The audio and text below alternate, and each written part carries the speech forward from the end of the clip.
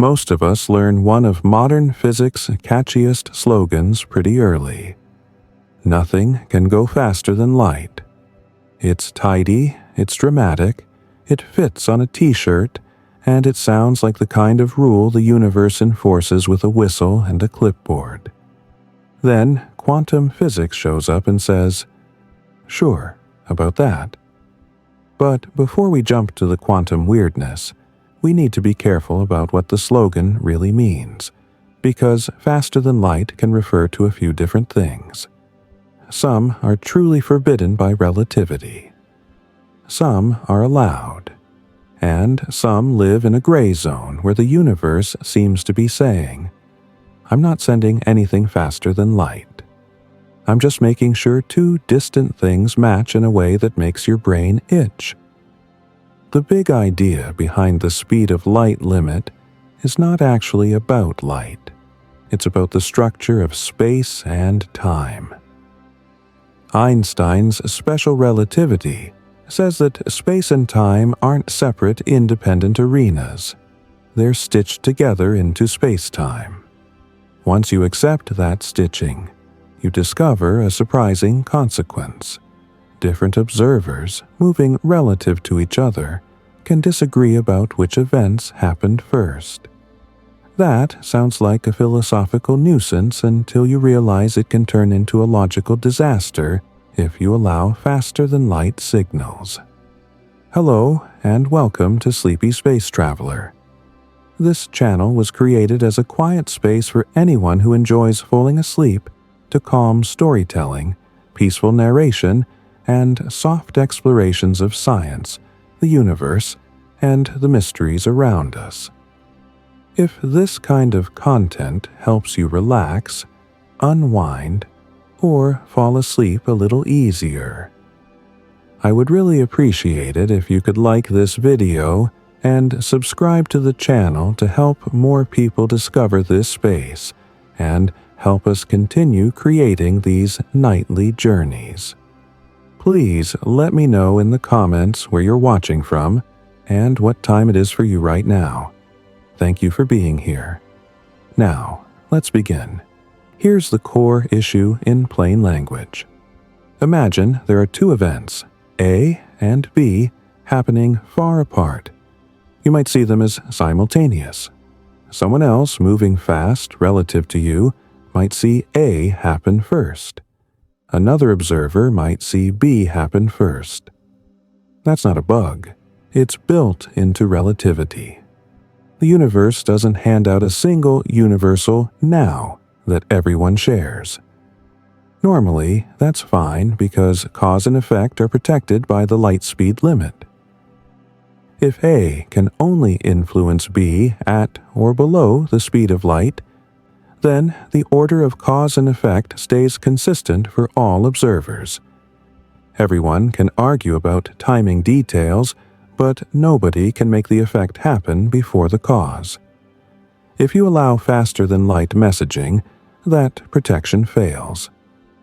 A message that is instant in one frame can be backward in time in another frame.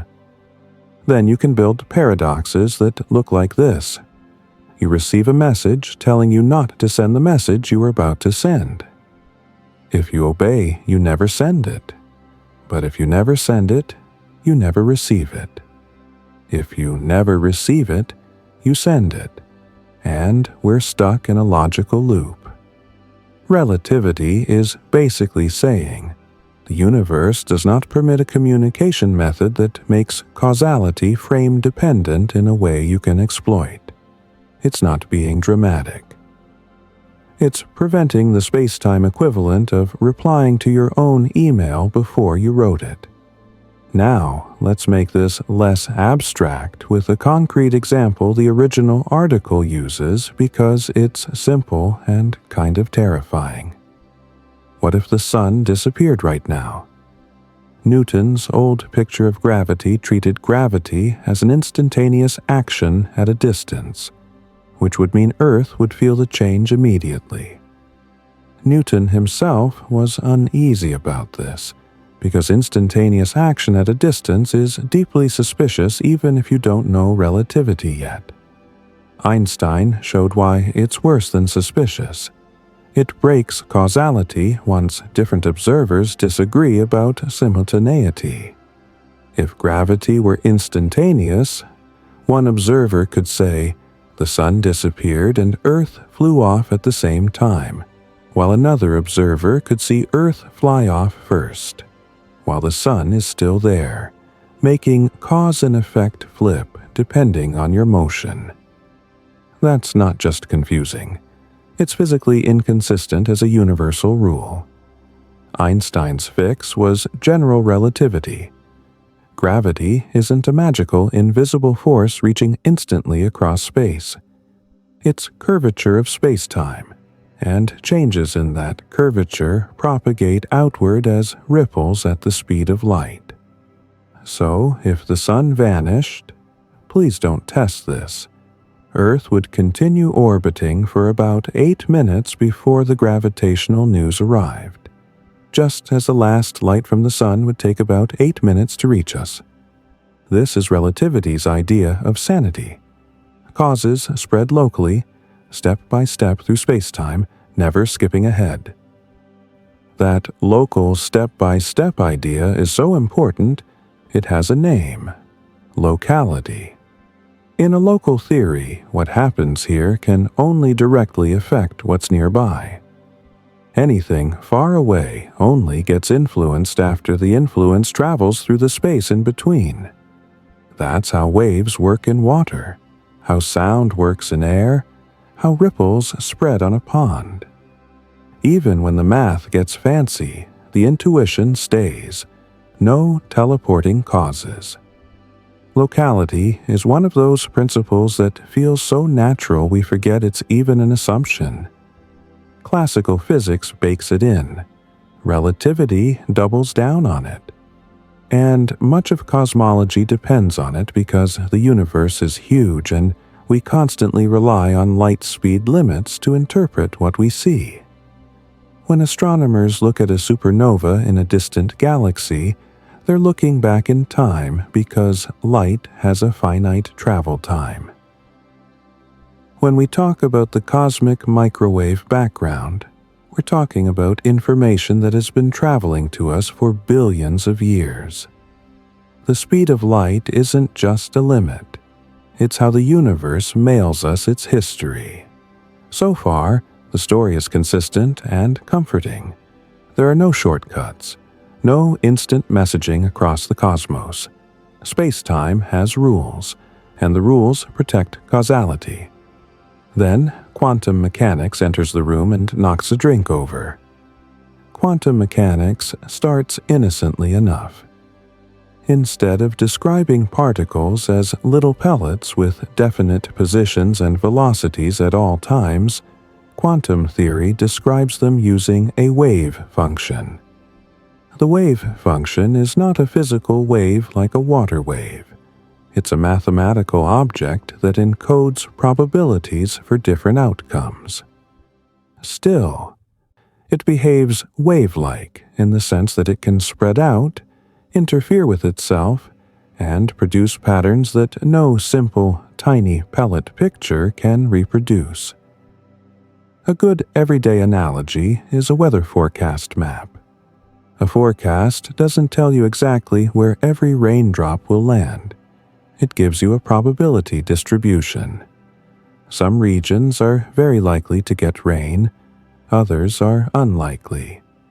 You can plan your day based on that map, and the map can be extremely accurate statistically, even though it doesn't pick out the exact droplet that will hit your umbrella at 3:17 p.m.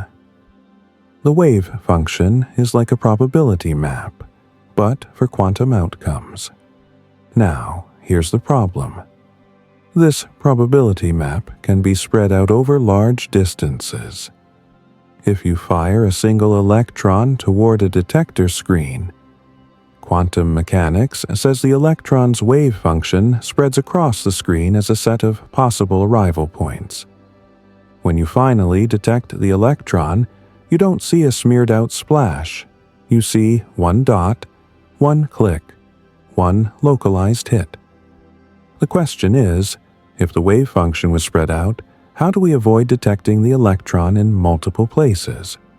Why doesn't it show up here, and then a moment later over there? The standard answer, at least historically and in many textbooks, is wave function collapse. When you measure the electron at one spot, the probability of finding it elsewhere instantly drops to zero. The wave function collapses from a spread-out set of possibilities into one realized outcome. And if you take that literally, you immediately run into the same kind of headache Einstein ran into. Collapse looks instantaneous, and it looks like it happens across space no matter how large the distances are. That is exactly what locality forbids. This is why Einstein became alarmed. He wasn't mainly upset that quantum mechanics uses probabilities. He was upset because it seemed to require a non-local mechanism, an update that happens everywhere at once, apparently in conflict with relativity's careful causality protection. If you're thinking, maybe collapse is just a way of talking, not a real physical process, you've put your finger on one of the biggest pressure points in the foundations of quantum mechanics. Different interpretations handle this differently, and we'll explore them later. But historically, the mainstream Copenhagen-ish way of talking treated collapse as a real feature of how measurement works, even if it was described in a frustratingly vague way. At this point, it might seem like we're just arguing about words. Collapse could be a bookkeeping update. You learn the result, so you update your knowledge. Why should that count as faster-than-light influence? Because quantum mechanics doesn't just predict vague uncertainty. It predicts specific correlations that look like two distant systems are coordinating their outcomes in a way no local theory can reproduce. This isn't a matter of humans updating their beliefs. It shows up in how the world behaves in experiments. To build intuition for why this is so spooky, imagine two sealed envelopes prepared together. One contains a card that says plus. The other contains a card that says minus. You take one envelope to Earth and send the other to a lab near Mars. When you open yours and see plus, you instantly know the other is minus. That's not spooky. That's just prearranged information. The result was decided when the envelopes were packed.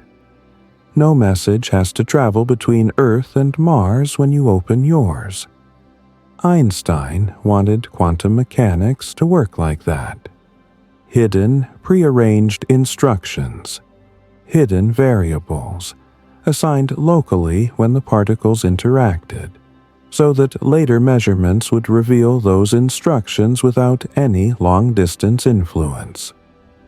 Quantum mechanics, however, claims something stronger. In many setups, it's not that the envelopes contained fixed answers all along.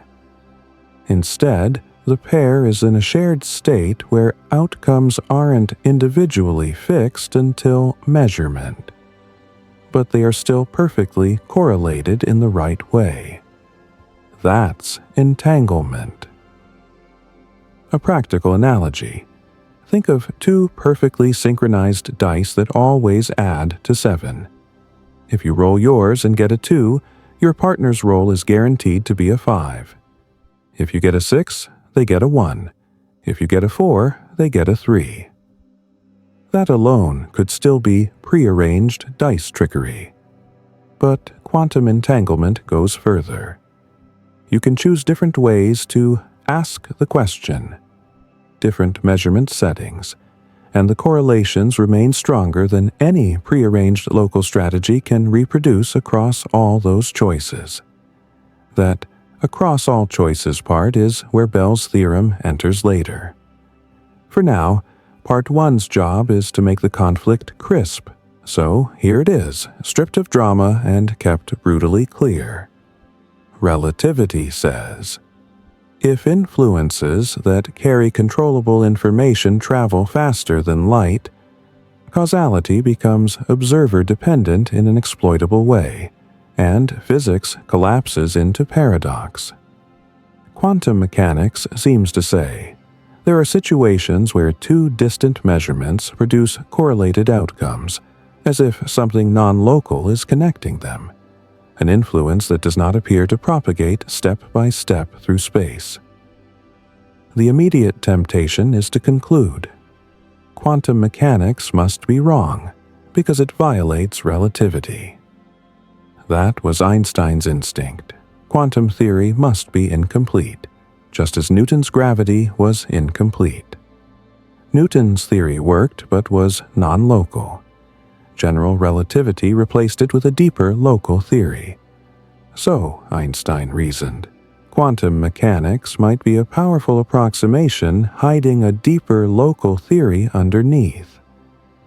And for decades, many physicists assumed Einstein must be right, because the alternative sounded insane, that nature really contains faster-than-light influences.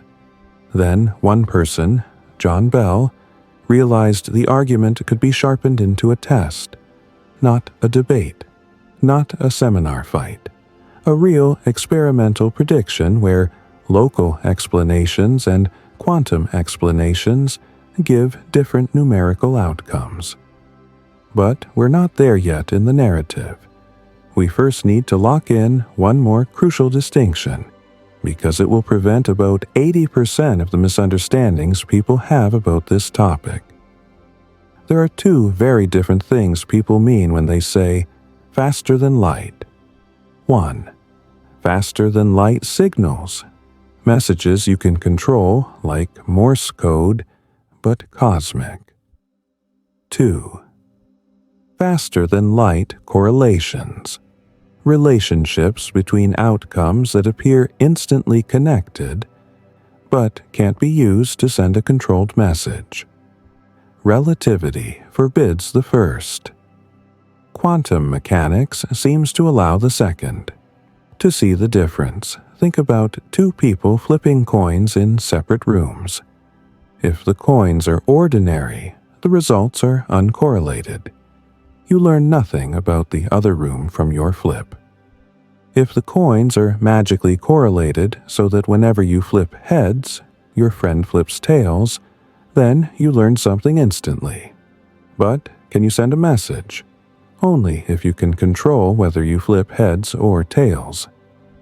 If you can't, if the coin is genuinely random, then the correlation gives you knowledge only after the fact, not communication on demand. Quantum entanglement is weirdly like that. The joint pattern is structured, but individual outcomes are random. That's why the universe can apparently coordinate without letting you build a faster-than-light telegraph. So, at the end of Part 1, we can finally state the real mystery in a clean way. Quantum physics appears to involve something faster than light, but it isn't a spaceship, a beam, or a message. It's a kind of non-local linkage, an influence revealed by correlations, sitting in uneasy tension with relativity's local structure. This tension matters beyond philosophy. It matters because relativity and quantum mechanics are the two pillars of modern physics, and they both work extremely well in their domains. The universe seems to run both rule books at once, and when we look closely at entanglement, it's as if those rule books don't fully agree on what local really means. In Part 2, we'll build the quantum side properly and concretely. Wave functions, measurement, entanglement, and why Einstein's concerns weren't just stubbornness. They were a clear diagnosis of a real conceptual fracture.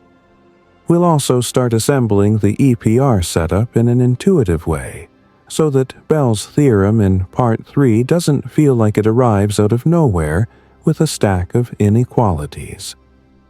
If relativity taught us that the universe has a speed limit, quantum mechanics is the theory that keeps finding ways to lean right up against it and stare over the edge. Not by breaking the rule outright, but by making the rule feel strangely inadequate.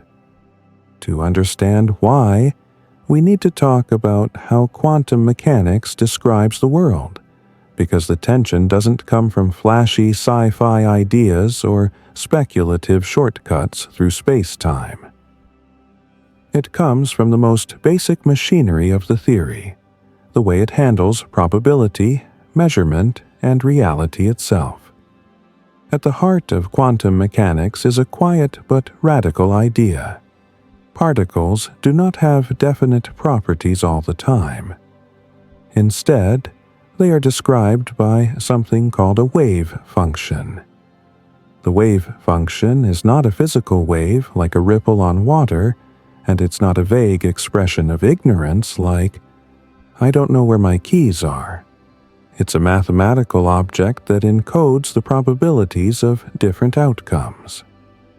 A useful analogy is a weather map. When you look at a forecast, you don't see a single raindrop with a name tag on it.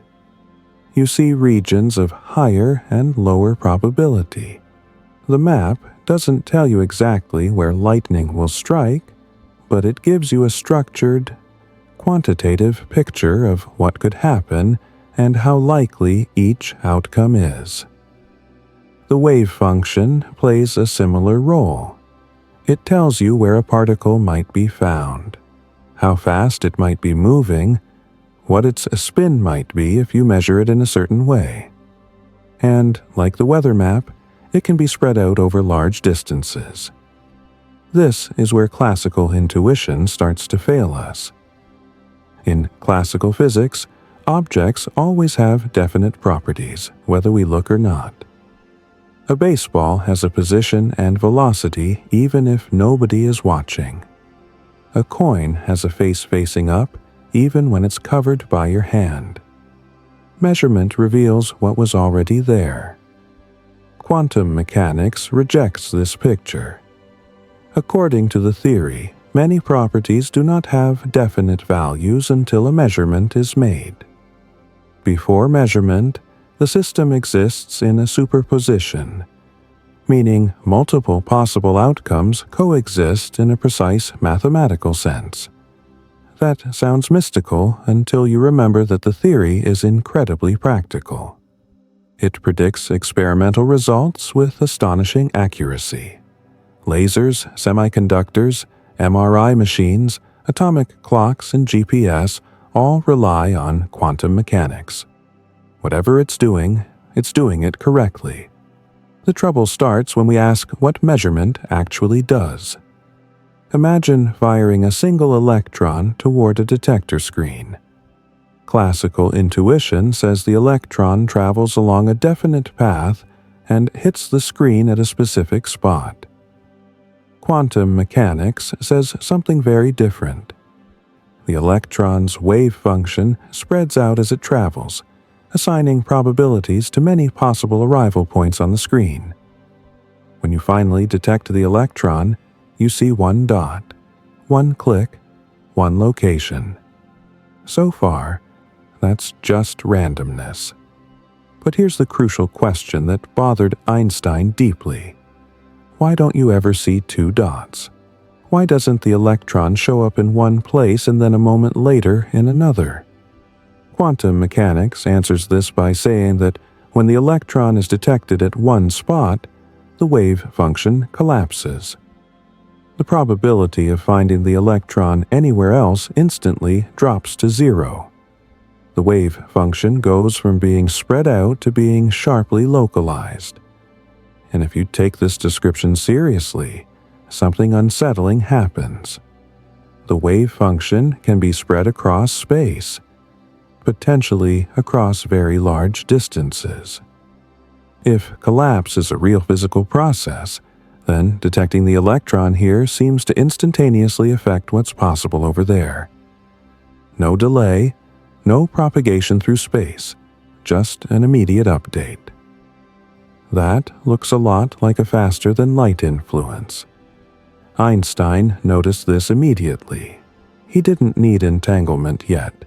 Even a single particle raised the issue. If the wave function is real and collapse is real, then quantum mechanics appears to involve instantaneous changes across space. This was exactly the kind of thing relativity was designed to eliminate.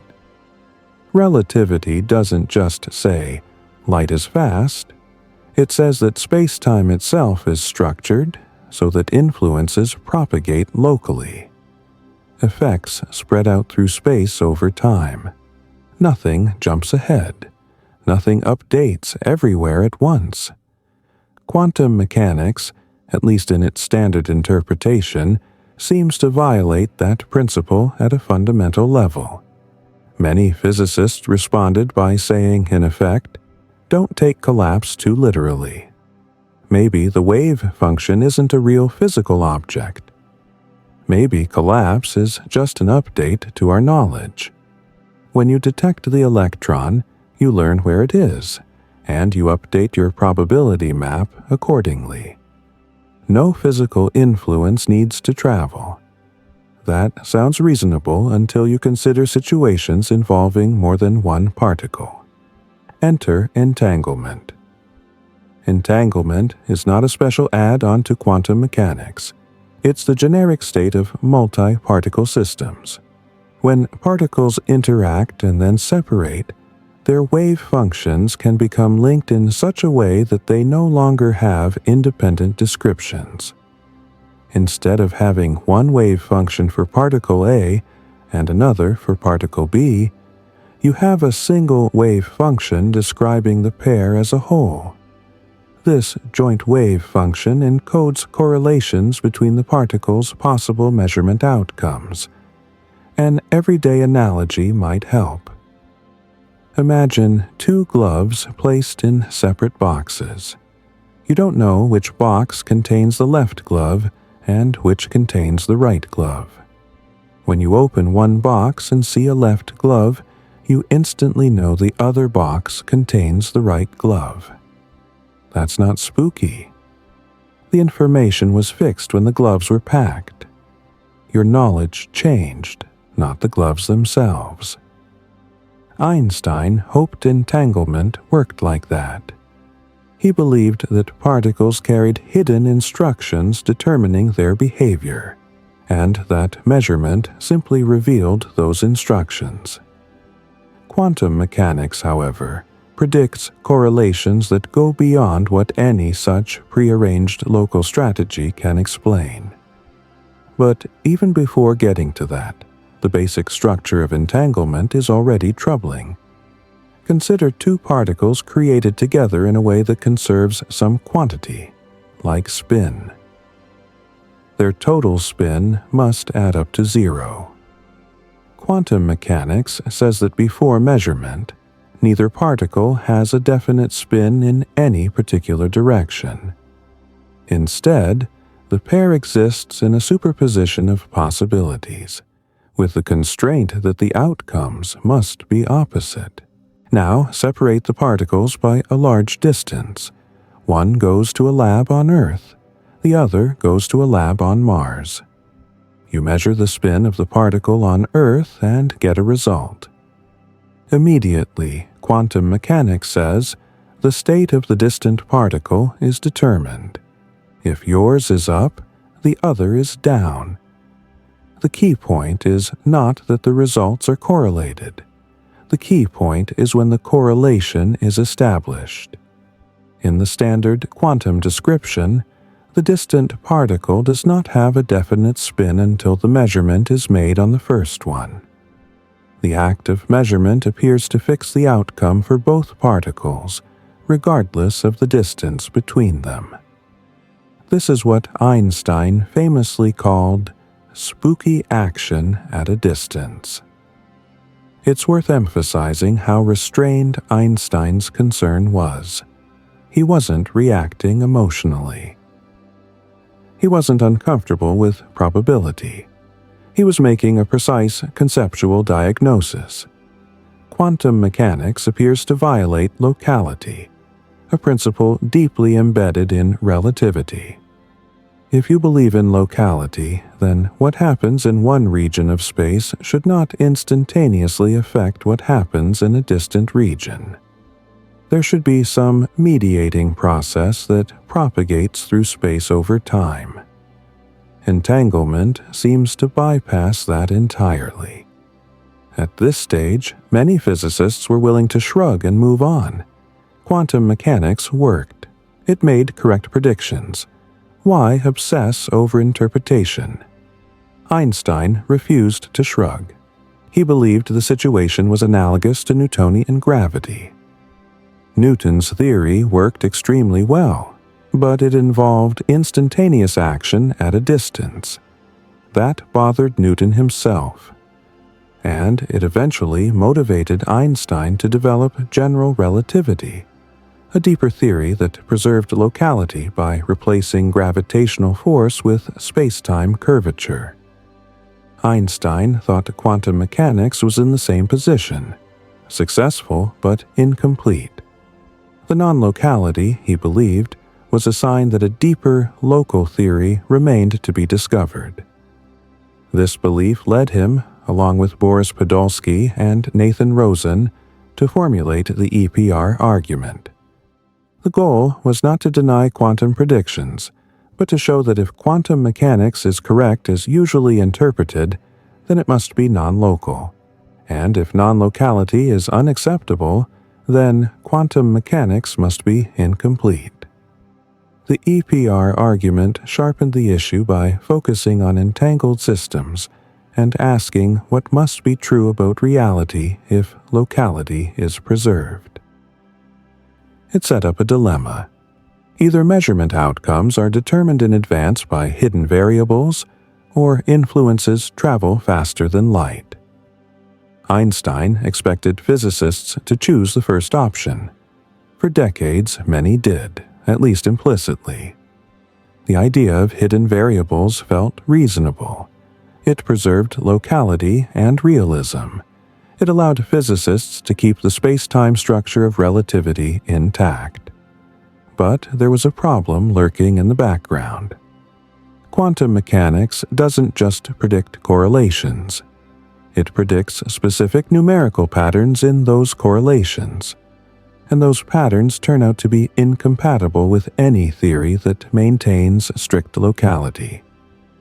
That realization did not come from Einstein. It came from John Bell several decades later, and when it did, it transformed the debate from philosophy into experimental physics. But before we get there, it's crucial to pause and clear up a common misunderstanding. When people hear that quantum mechanics involves faster-than-light effects, they often imagine particles sending messages to each other, little signals zipping across space instantaneously. That picture is wrong.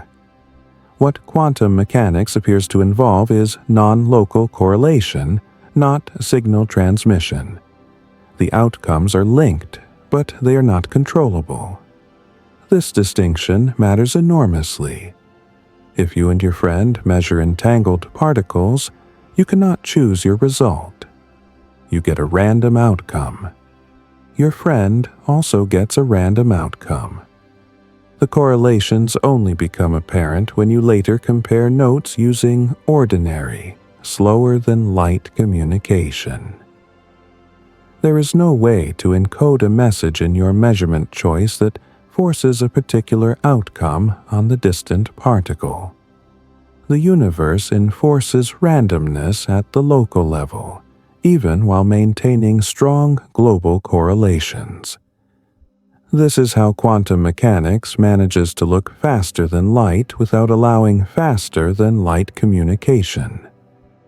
Relativity forbids controllable signals that can be used to send information or create causal loops. Quantum mechanics respects that rule, but it seems to ignore the deeper spirit of locality by allowing correlations that do not arise from any step-by-step process through space. This uneasy compromise is one of the strangest features of modern physics. By the end of this part, we're left with a sharply defined problem. Relativity demands locality to protect causality. Quantum mechanics predicts non-local correlations that appear to require faster than light influence. Einstein believed this meant quantum mechanics was incomplete. Most physicists believed Einstein was wrong. John Bell realized there was a way to find out.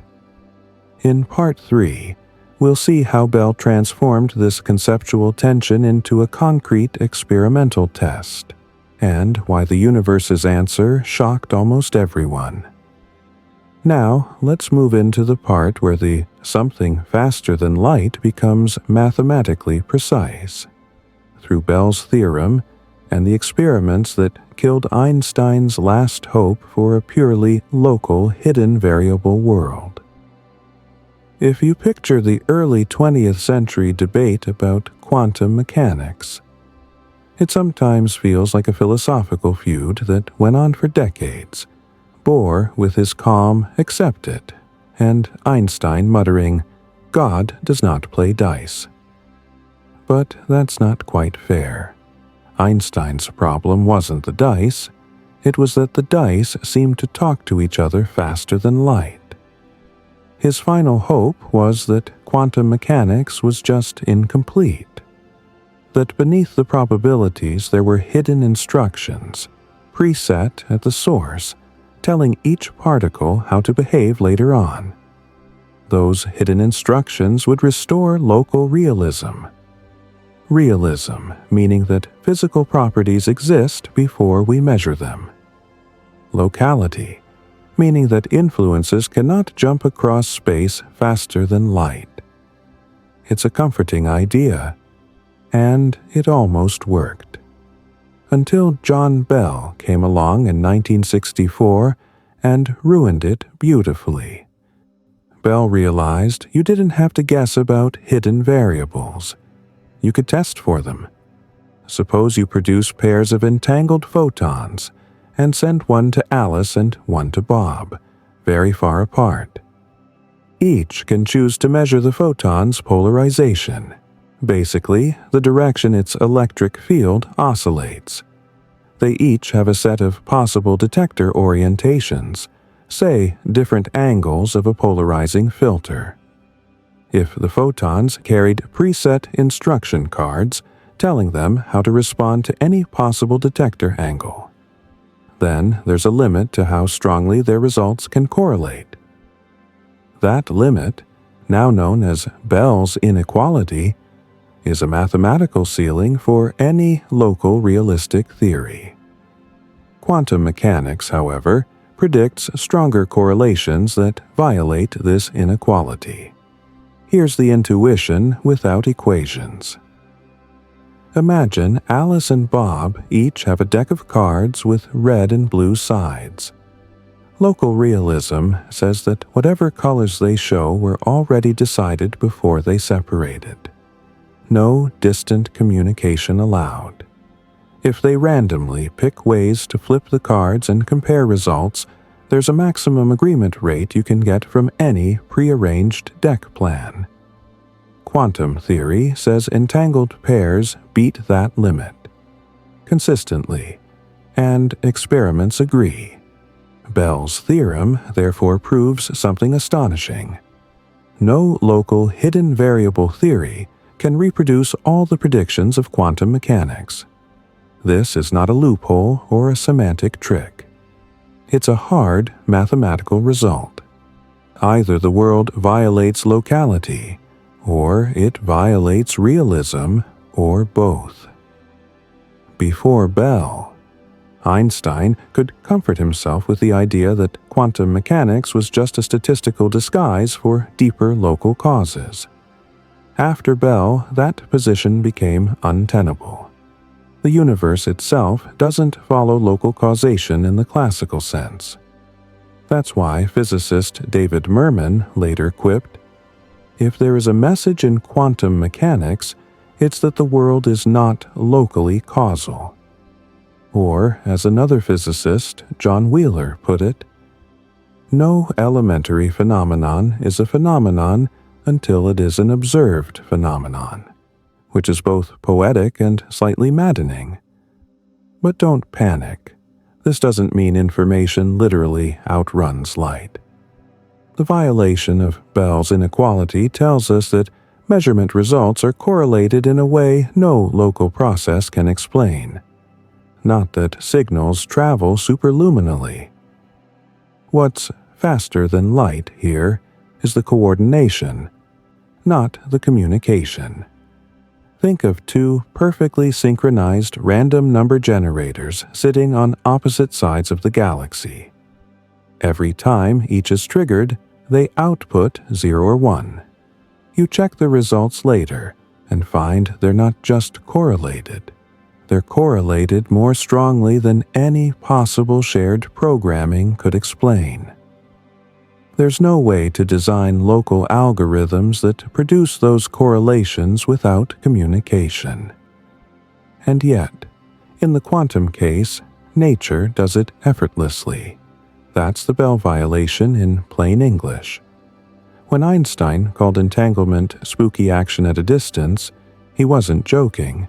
He meant it literally contradicted the spirit of relativity. After Bell's theorem, we know the spookiness isn't just philosophical. It's empirically real.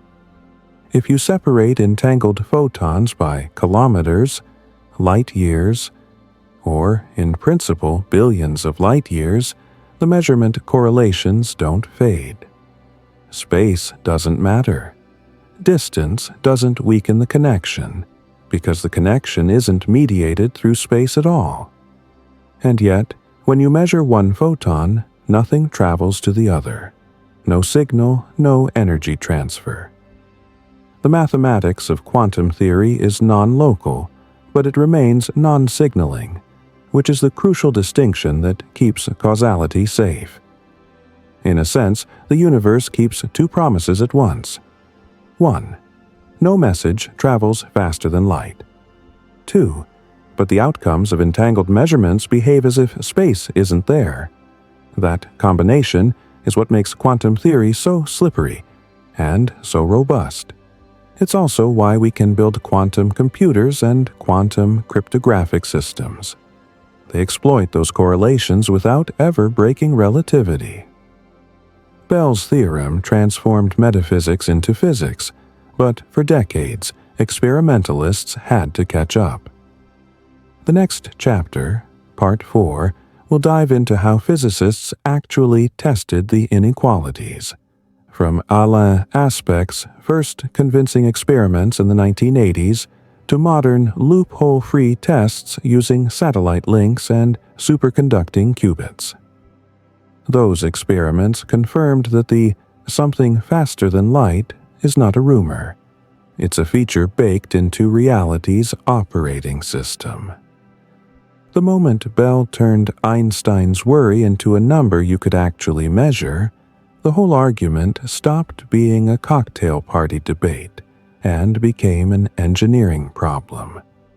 And physics has a long history of resolving philosophical tension by building a terrifyingly precise machine and seeing what the universe actually does. The basic idea sounds almost too simple. Make entangled pairs, separate them, measure them in different ways, and count how often the results disagree.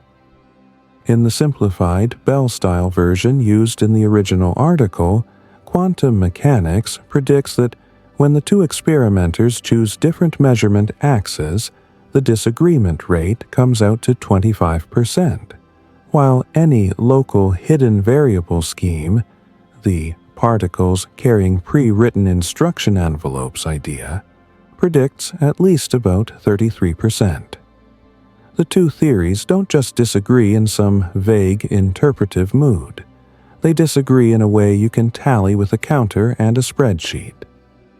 That's the part that makes experimentalists sit up straight. If nature is local, you should be able to build a local model that reproduces the statistics. If nature is non-local, the statistics will refuse to be faked, no matter how clever your instruction cards are. The particles can't cheat their way into looking quantum unless they really are doing something beyond local cause and effect. So, why didn't everyone immediately run the experiment in 1964, publish the results, and go home for dinner? Because doing it right is hard in the particular way that only physics can be. The concept is straightforward, but reality is full of ways for your apparatus to accidentally lie to you. The universe isn't trying to trick you. Your equipment is. Losses, delays, detector inefficiencies, random choices that aren't truly random, timing mismatches, subtle correlations in electronics, or just the fact that photons are allergic to being detected unless you bribe them with excellent optics. To understand why the early tests were heroic, picture what you're trying to do. You create a pair of entangled particles at a source. Then you send one particle to Alice and the other to Bob along two different arms of an apparatus. In the photon version, those arms are literally separated optical paths. The source can be made with non-linear crystals that produce entangled photon pairs, which then fly off along separate directions. In the setup described in the article, you can rotate components, like wave plates, to choose which basis you measure in, just like rotating Stern-Gerlach magnets chooses which spin axis you measure for electrons. Now add two constraints that make the experiment feel less like a lab demo and more like a heist movie. First, the two measurements should be space-like separated, meaning that even at the speed of light, there isn't enough time for a signal to go from Alice's measurement to Bob's before Bob finishes his measurement, and vice versa. That's how you stop a local conspiracy story, where one detector quietly informs the other. You want the measurements so separated in space-time that, if relativity is right, no slower-than-light influence could coordinate them in real time. Second, Alice and Bob have to choose their measurement settings late, and ideally randomly, so the particles can't exploit some prearranged correlation with the detector settings. Bell's logic assumes the choice of measurement axes isn't secretly correlated with the hidden variables in the particles. If you don't protect that assumption, a determined skeptic can claim the universe is playing an absurdly elaborate game where your random choices aren't actually free, but were choreographed along with the particle properties from the start. That's not a great scientific position, but it's a loophole you want to close anyway. This is why people talk about loopholes in Bell tests. The loopholes are not a sign the experiment is bogus. They're the specific cracks through which a die-hard local realist could squeeze an alternative explanation. One of the most famous early leaps came from Alain Aspect and collaborators, who performed landmark Bell inequality experiments with entangled photons in the early 1980s. The article visits the location and emphasizes how demanding it was. A real experimental tour de force, with the optical elements, polarizers, and a compact source that produces entangled photons on a breadboard-like setup. You have a source producing entangled pairs. two separate arms leading to detectors, and independently rotatable polarizers that define the measurement basis. If you've never built optics experiments, it's easy to underestimate what independently rotatable polarizers really means in practice. Imagine you're running two restaurant kitchens at once, trying to compare how often they produce matching dishes. But the ingredients sometimes vanish mid-air. The ovens randomly decide not to report temperatures, and you must change the menu choices at the last millisecond in a way neither kitchen can predict. That's closer to the feeling. Aspects experiments and many that followed strongly supported the quantum prediction. The correlations violate Bell inequalities. The disagreement rates come out in line with quantum mechanics, not with local hidden variables. The article even describes how the disagreement rate can be measured operationally. Calibrate how many entangled pairs you are producing, rotate settings, and compare how the disagreement fraction changes. Then check whether it matches the quantum 25% expectation rather than the local 33% floor. By the time you're doing this, it no longer feels like a metaphysical argument. It feels like nature is answering a yes/no question with statistics. But the story didn't end there. For a reason that's both annoying and scientifically healthy, a truly decisive experiment has to leave the losing side with nowhere to hide. Early Bell tests were persuasive, but they often had at least one major loophole still open. Two big ones became famous. The first is the detection loophole, sometimes phrased through fair sampling. If your detectors miss a lot of particles, which they often do, then a local hidden variable theorist can claim the detected events are a biased sample. It's like polling only people who answer their phone at 2 p.m. and concluding you've learned the true opinion of the entire population. Maybe your sample is representative, maybe it's not. If your detection is inefficient enough, a skeptic can argue the missing events would have restored locality if only you could see them. The second is the locality loophole. If the choice of measurement setting isn't made fast enough or far enough apart, you can't strictly rule out the possibility that a subliminal signal or some hidden interaction in the lab environment influenced the outcomes. There are other subtleties too. Memory loopholes, correlations in random number generators, timing windows, and assumptions about independence. In a field as foundational as this, physicists became rightly obsessive. If you're going to claim that nature itself refuses to be local, you want to be the kind of obsessive that makes your future self proud. That obsession paid off spectacularly in 2015, when multiple groups performed loophole-free or significant loophole-free Bell tests that closed the major loopholes simultaneously to a very high standard.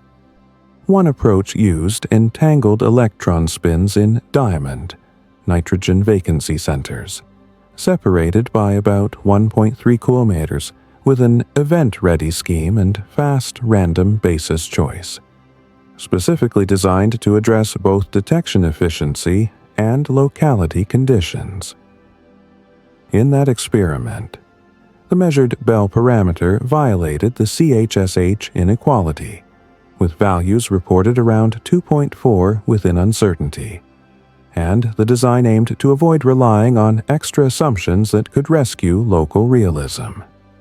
Another approach used entangled photons, but with extremely efficient detectors, including superconducting detectors and rapid switching of measurement settings, producing a Bell violation with enormous statistical significance while closing the most significant loopholes simultaneously.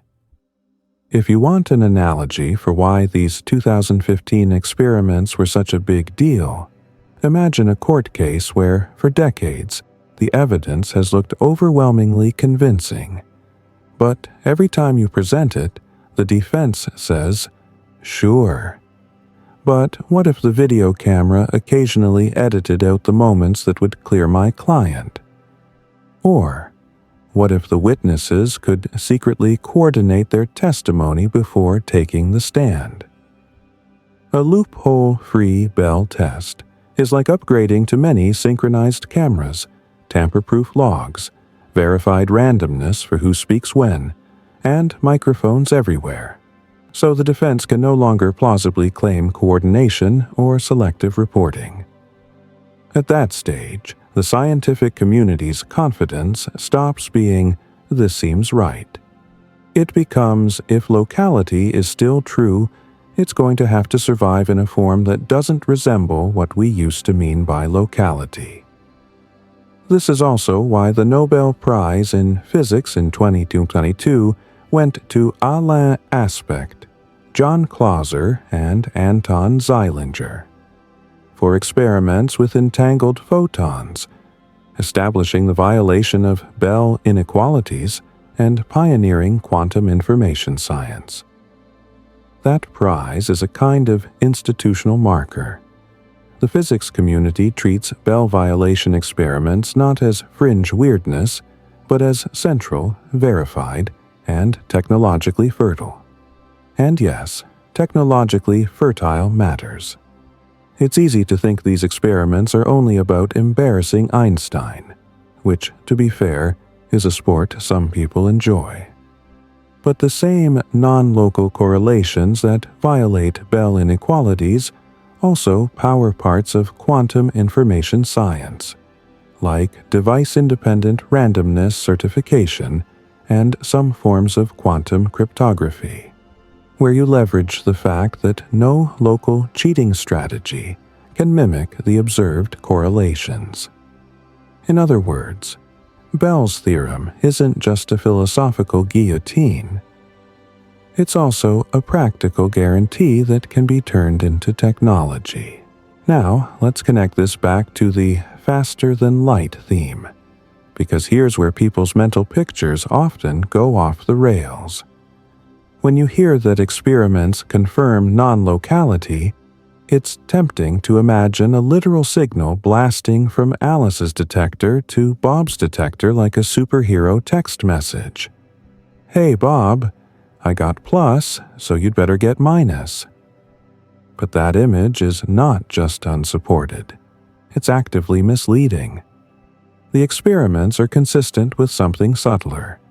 The joint state behaves like one object, even when the parts are far apart, so the outcomes are correlated in a way that cannot be decomposed into two independent local stories.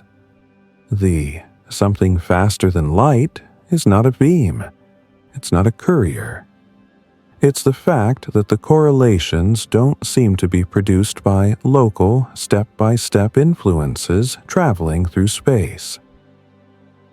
A good life analogy is two people receiving sealed envelopes that always agree in a bizarre pattern, except the pattern depends on which question each person asks at the last moment.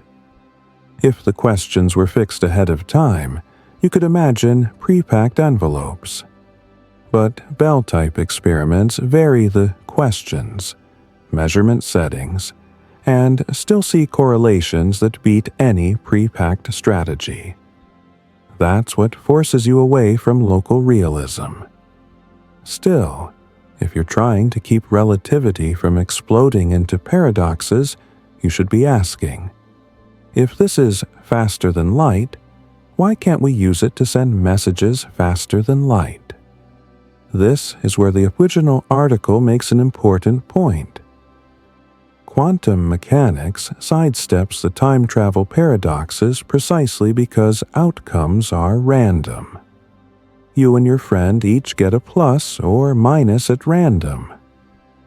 The results are correlated, but you can't choose which one you get. No controllable choice means no controllable signal, which means no instant messaging scheme that lets you build the classic relativity paradox of receiving a message before it was sent. So, experimentally, we end up in an odd but stable situation. The article calls an uneasy truce.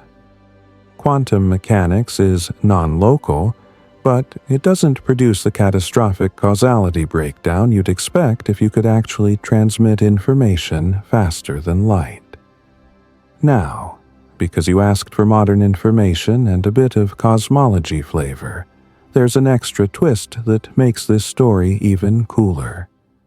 Physicists have literally recruited the cosmos to help close loopholes. One lingering worry in Bell tests is the freedom of choice, or settings independence idea. What if the measurement settings aren't truly independent of the particle's hidden variables? That sounds absurd. But again, loopholes are about eliminating even absurd escape routes. So, researchers ran cosmic Bell tests, where the random choices of measurement settings are determined by photons arriving from distant astronomical sources, like stars in the Milky Way, or even high redshift quasars whose light has been traveling for billions of years. If the setting choice is driven by a quasar photon that left its source billions of years ago, then any hypothetical conspiracy linking the particle's hidden variables to your measurement settings would have to have been arranged billions of years in advance before Earth existed. Before your lab existed, arguably before multicellular life existed. This doesn't prove conspiracies are impossible, but it pushes them so far back into cosmic history that they become less like physics and more like a Baroque novel with an unbelievably committed author. And if you want an even more direct link between entanglement experiments and large-scale physics, satellite missions have distributed entanglement over distances that would make a traditional fiber optic cable weep quietly in a corner. A famous example is satellite-based entanglement distribution over roughly 1,200 kilometers between ground stations, demonstrating survival of entanglement and a Bell inequality violation under locality conditions. The key point isn't just wow, far. It's that these experiments show the same non-local quantum correlations persist across genuinely large scales and realistic channels. That matters for the foundations because it's another stress test of locality, and for future quantum networks because it's the start of building quantum links that span continents. So, where does this leave us at the end of this part of the story? It leaves us with something that is both satisfying and unsettling. Satisfying, because the universe has answered Bell's question. When you actually run the experiments, using entangled photon sources, separated arms, independently chosen measurement settings, and careful statistical analysis, nature behaves the quantum way, not the local hidden variable way. The article's concrete comparison of expected disagreement rates captures that cleanly. The local strategy simply can't fake the quantum statistics. Unsettling, because the experiments don't give you a neat new picture to replace the old one. They don't tell you how the world is non-local. They tell you that any story you tell must contain non-locality somewhere, or else abandon other classical intuitions like single outcomes or pre-existing properties. And importantly, they leave relativity standing, but slightly annoyed. The speed limit for signals appears intact, and the paradoxes stay locked away because measurement outcomes are random and uncontrollable. Yet the spirit of locality, The idea that the universe is built from independent local pieces whose only connections are slower than light influences takes a real hit. In the next part, we'll cash out what people actually mean when they say something faster than light in this context. We'll be very picky about the difference between a correlation, a causal influence, and a message you can control. Because once you see that distinction clearly, the whole topic gets less mystical and more like what it really is. A strange but precise feature of how reality keeps its books. By the time physicists had run Bell tests over kilometers, bounced entangled photons off satellites, and even used light from ancient quasars to choose detector settings, one thing was settled beyond reasonable doubt. The universe itself violates locality. Yet that conclusion leaves a vacuum in our understanding. No pun intended. If nothing can travel faster than light, and yet some kind of coordination between distant particles is clearly faster than light, what exactly is moving? What is this something that outruns light, and why can't we use it as a cosmic telegraph? The short answer is that what moves is not information, it's correlation. And the difference between those two things is the difference between quantum physics being mind-bending and the universe collapsing into logical chaos. When physicists say information can't travel faster than light, they mean controllable, message-bearing information. A signal is something you can choose to send. Correlation, on the other hand, can be there from the start. The universe can arrange its bookkeeping so that two events always match in certain ways, no matter how far apart they are, without anything being transmitted when the match is revealed. An easy way to see this is through a game analogy. Imagine two players each given a deck of cards prepared in advance in a perfectly correlated way. They go to opposite sides of the world and draw one card each. When they finally compare notes, they find that every time one drew a red card, the other drew black. That perfect anti-correlation can look magical if you forget the decks were prepared together. No message had to fly between them. The relationship was baked in. Quantum mechanics is trickier because the measurement settings themselves change the game mid-play, but the principle is similar. The correlations are not the result of one side sending new information. They are properties of a shared quantum state. This is why entanglement looks instantaneous, but doesn't let you cheat relativity. When Alice measures her photon, she gets a random outcome, say, horizontal. Bob, measuring his photon far away, also gets a random outcome, vertical. When they later compare results, they find the pattern matches the quantum prediction perfectly. But until they compare, neither can know the outcome of the other's measurement, and there is no way for Alice to influence what Bob sees. The coordination is faster than light only in the sense that space doesn't seem to matter to it. It is not a transmission. Physicists sometimes describe this as the no-signaling theorem. Quantum mechanics forbids using entanglement to send usable information faster than light. The math is merciless about this. No matter what measurements you choose or how you twist the apparatus, the statistics on one side are completely independent of what happens on the other. You can change your detector orientation, your measurement timing, even your coffee brand. Your local outcome probabilities won't care. Only when you later bring the data together do the hidden correlations appear. That's what keeps causality safe.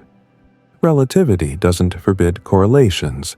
It forbids controllable causal influences traveling faster than light. Quantum non-locality happily violates the spirit of locality while leaving relativity's logical spine intact. Still, the human brain hates that compromise. We like causes to come before effects. We like influence to be a thing that moves through space, not a global pattern that simply is. So, naturally, physicists have tried to invent mental pictures that make peace between quantum non-locality and relativity. None are perfect, but each illuminates part of the puzzle. One approach treats the entire entangled system as a single extended object in space-time. From that view, there isn't an influence zipping between the particles. There's one wave function describing them both. When you measure one, you are interacting with part of a single mathematical entity, and the instantaneous update is just our shorthand for recalculating the global state after a local event. No signal flies because there's nothing to fly. It was all one system to begin with. Another approach comes from the many worlds interpretation. In that picture, the wave function never collapses at all. Each measurement branches reality into different outcomes, and the correlations between entangled particles are just consistency across those branches. Alice sees horizontal in one branch and vertical in another. Bob's branches line up accordingly. There's no need for a superluminal nudge because everything that can happen does in parallel. Many physicists find this neat, though not necessarily comforting. It replaces one mystery with an infinite crowd of universes quietly keeping score. Then there's Bohmian mechanics, which keeps realism and determinism but openly admits non-locality. In Bohm's theory, particles have definite positions guided by a global pilot wave that connects them instantly. That wave doesn't carry messages either, but it explicitly allows the universe to be coordinated in a way that ignores spatial distance. Bohm's view makes Einstein's nightmare explicit but coherent. Yes, the world is non-local, but it's consistently non-local. All of these interpretations agree on what the experiments show. They only differ on what the underlying reality is doing, and that in itself is telling. The mathematical structure of quantum mechanics seems to encode non-local connections as a fundamental feature, not an anomaly to be explained away. If this feels abstract, consider how it plays out in technologies that rely on entanglement. In quantum cryptography, for instance, two distant users can share a string of random bits generated from entangled particles. If anyone tries to eavesdrop, the delicate correlations are disturbed, revealing the intrusion. No information travels faster than light, yet the security of the protocol depends on the same non-local quantum rules that make Bell's experiments so strange. In quantum teleportation, the state of one particle is transferred to another far away, but only after classical information, bound by light speed, is also sent. The entanglement provides the structure, the message provides the control. Together they make teleportation work without violating relativity. These applications remind us that faster than light here isn't science fiction propulsion. It's a reminder that the universe's bookkeeping isn't purely local. Nature coordinates outcomes globally, and we can exploit that coordination for secure communication or computation without ever sending a physical thing faster than light. There's an elegant irony in that.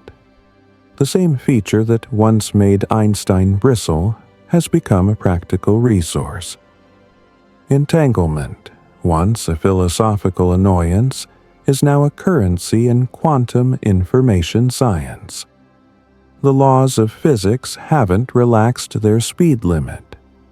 They have simply revealed that their notion of connection is broader than we thought. Philosophically, this pushes us toward a humbler view of space itself. The idea that objects are separate and independent, interacting only through local forces, might be an approximation rather than a foundation. Quantum mechanics seems to whisper that the universe is woven from relationships, not from isolated things.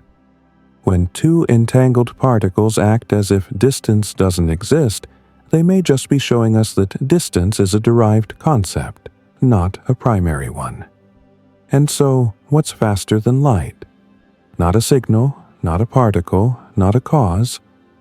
What's faster is the way nature enforces its own consistency.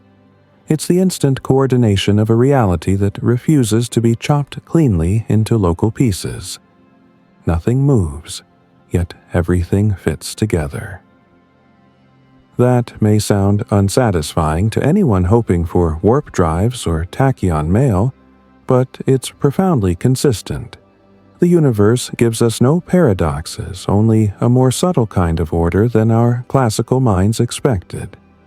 By now, physicists accept this strange coexistence of relativity and quantum non-locality as normal. We know what experiments will show, we can predict them to staggering precision, and we can harness the effects to build new technologies. What we don't yet have is a single unified picture that makes it feel intuitive. Perhaps future theories, quantum gravity, space-time entanglement, holographic dualities, will reveal that non-locality isn't a bug in our description of space, but a clue about how space itself emerges. For now, the something faster than light is best understood as the universe's refusal to play by our old rules about separation.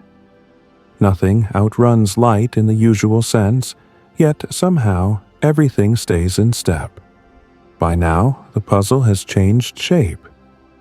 We started with a slogan, "Nothing faster than light," and ended up with a universe that seems perfectly happy to produce correlations that ignore distance while still refusing to let you send a message that way. If you came here hoping for a loophole that lets you text your past self, I have bad news for your weekend plans. If you came here hoping to understand why quantum physics looks like it contains faster-than-light influences without breaking relativity, you've landed in the right kind of weird. The most important takeaway is that modern physics draws a hard line between two ideas that our everyday language tends to mash together: influence and signal. A signal is something you can control. It's a causal arrow you can aim. A correlation is a pattern that exists whether you like it or not. Quantum entanglement produces correlations that are stronger than local realism allows, but it does not provide a steering wheel. You can't choose the outcome of your measurement. You can't encode a message into it. So, even though the joint behavior of the entangled pair looks coordinated instantly, that coordination can't be used as faster-than-light communication. That's not a technical detail. It's the whole reason the universe doesn't melt into paradoxes. Relativity's most fragile promise is that cause and effect shouldn't become frame-dependent in an exploitable way. Quantum mechanics, despite its non-local flavor, keeps that promise intact by making the local outcomes irreducibly random. The pattern is structured, but the individual results aren't controllable. In practical terms, Entanglement is like having two perfectly synchronized slot machines that always produce matching patterns when you compare receipts later. But you can't force your own machine to land on cherries on command. Synchronization without control gives you correlation, not communication. This is why the phrase "something faster than light" is both true and misleading. It's true in the specific sense that the correlations revealed by Bell-type experiments cannot be explained by any story where influences propagate locally, step by step through space at or below light speed. Something about the world's underlying description is non-local. But it's misleading if you picture a physical thing traveling from one particle to the other. There isn't a beam. There isn't a courier. There's a global constraint built into the quantum state, and measurement reveals that constraint. That word "reveal" matters, because it hints at a deeper shift in how quantum theory wants us to think about reality. In classical physics, properties are assumed to exist whether or not anyone checks. A ball has a position. A magnet has a direction. A planet has an orbit. Measurement is just a way of reading out what's already there. In quantum physics, at least as confirmed by Bell violation experiments, you can't consistently maintain that picture for all properties while also preserving locality. You have to give up something. Many physicists describe the options as abandon locality, abandon realism, abandon the idea of single outcomes, or accept some combination of these with careful caveats. Different interpretations pick different trade-offs. Some say collapse is real and non-local. Some say there's no collapse and the universe branches. Some say there are hidden variables, but they must be explicitly non-local. What's striking is that the experiments don't choose the interpretation for you. They choose the constraint. The world can't be both local and classically realist in the way Einstein wanted. The rest is about which conceptual price you prefer to pay. This leads to an important point that often gets lost. When people say, "Bell proved quantum mechanics is true," that's not quite right. Bell proved that certain kinds of local explanations can't reproduce the observed correlations. The universe is telling us something precise. You can't explain these results with purely local hidden instructions. Beyond that, nature is giving us a menu of strange options, not a single story written in bold. So where do we go from here intellectually? One direction is to treat non-locality as a fundamental feature and stop trying to explain it away. Another direction is to suspect that non-locality is a clue that our current concepts of space and time are not fundamental. This second direction has become increasingly interesting in modern theoretical physics, especially where quantum mechanics meets gravity. In the last couple decades, a powerful idea has gained traction. Space-time may not be the stage on which physics plays out. Space-time may be part of the cast. It may emerge from something deeper, and that deeper thing may be quantum. If space-time is emergent, then non-locality isn't a violation of the true rules. It's a sign that we're using the wrong map. In an emergent picture, what we call distance might not be the fundamental measure of separation. Two things can be far apart in the emergent geometry, and yet be tightly linked in the underlying quantum structure. That's not science fiction. It's a reasonable way to interpret why entanglement ignores classical intuition about separation. A simple analogy is social networks. two people might live on opposite sides of the planet, yet be close in the sense that they interact every day, share information instantly through the internet, and influence each other strongly. Geographic distance exists, but the real connectivity depends on the network structure, not on meters. The quantum world may be telling us something similar. Spatial distance is not the ultimate measure of connectedness. Entanglement is a kind of connectivity that doesn't care about your ruler. This idea becomes even more intriguing in modern cosmology. The early universe was an extreme quantum system. Small quantum fluctuations were stretched by cosmic expansion into the seeds of structure we see today. The universe's large-scale patterns may, in some sense, be fossilized quantum information.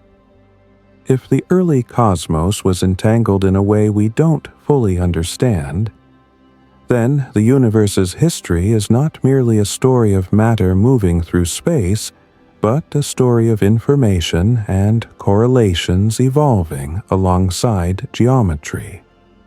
None of this means entanglement lets you break cosmic speed limits.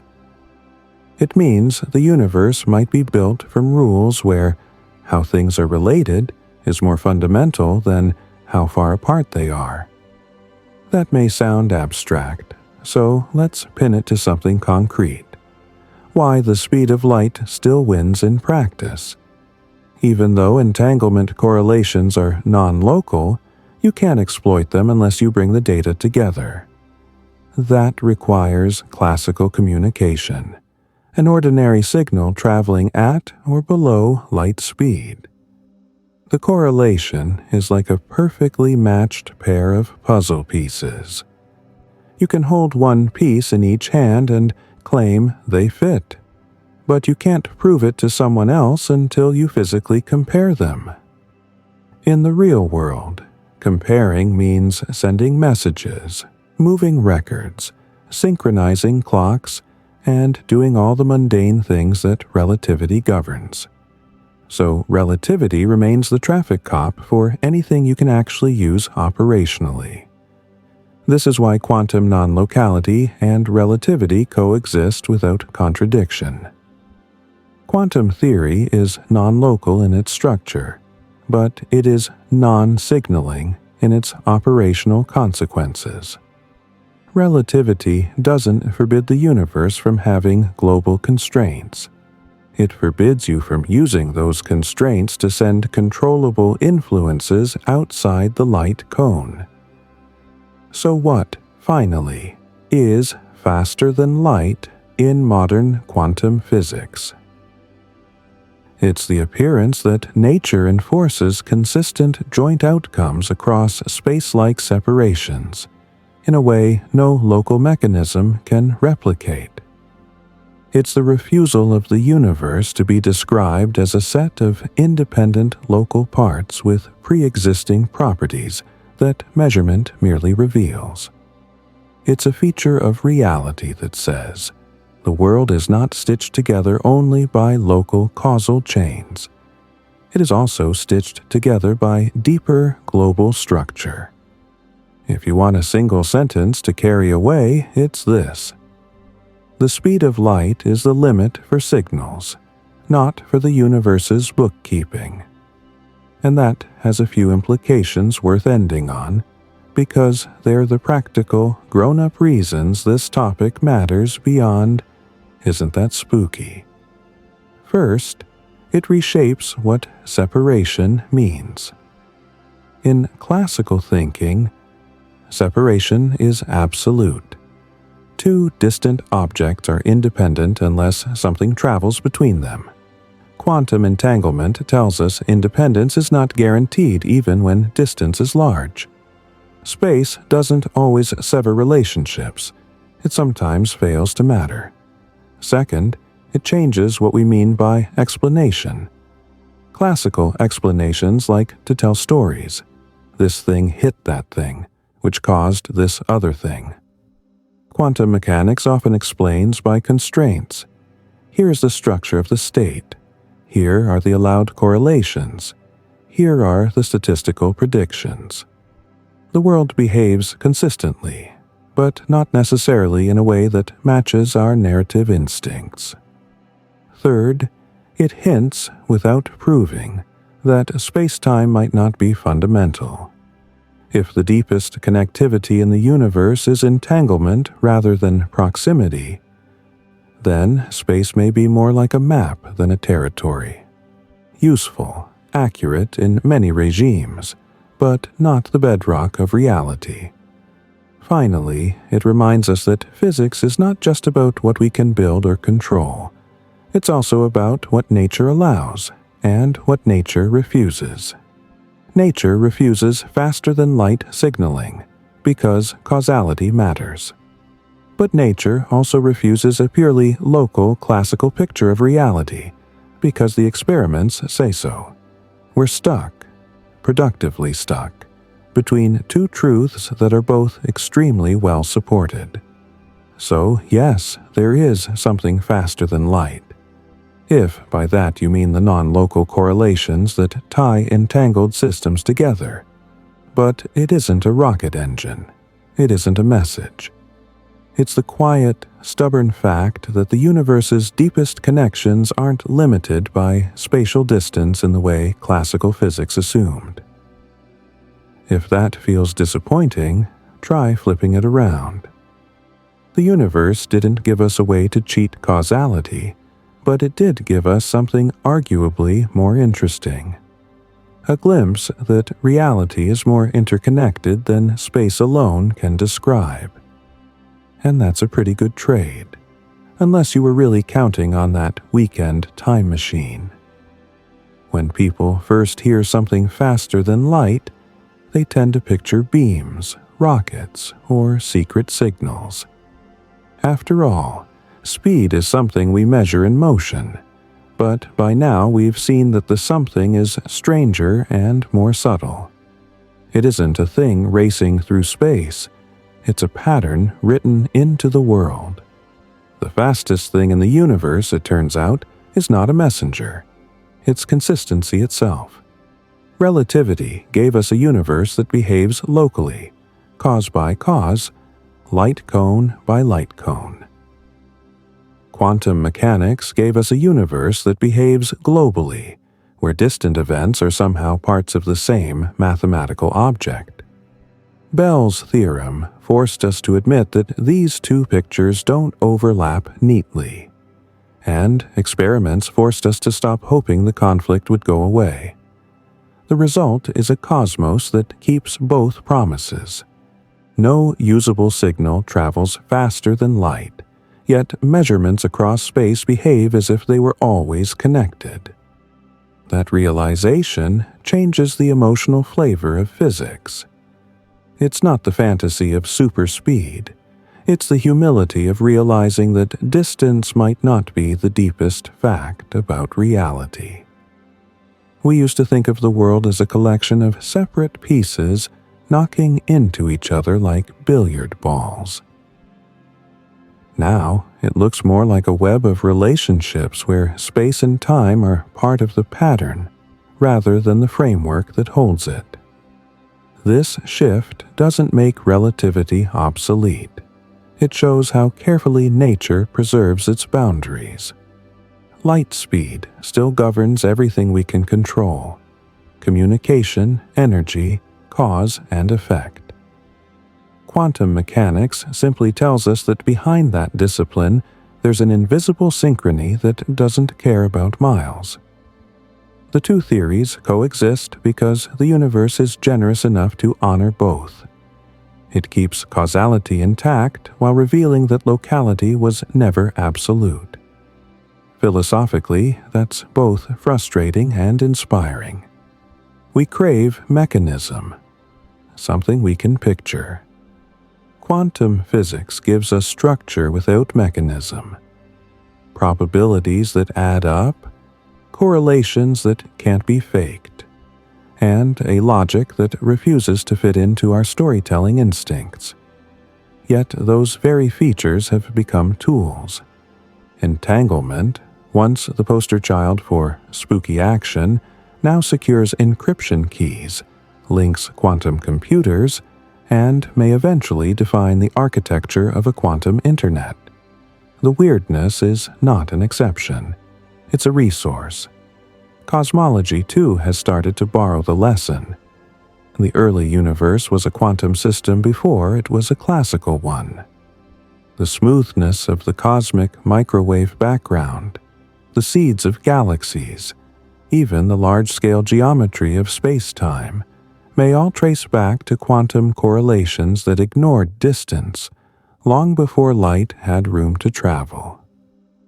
The universe itself may be the largest Bell experiment ever run. So, what are we left with? A simple sentence that hides a century of work. Nothing carries information faster than light, but nature coordinates itself faster than our notion of distance allows. That sentence keeps the math honest and the wonder alive. It acknowledges Einstein's caution and Bell's clarity at the same time. It reminds us that the world can be both lawful and surprising. Local in the ways that matter, non-local in the ways that make it beautiful. If you've followed the video this far, you've walked the same path the field itself has walked, from the certainty of limits to the awareness that even limits can reveal deeper connections. Relativity drew the map. Quantum mechanics showed that the map folds in unexpected ways. And, through it all, the speed of light remains the universe's governor.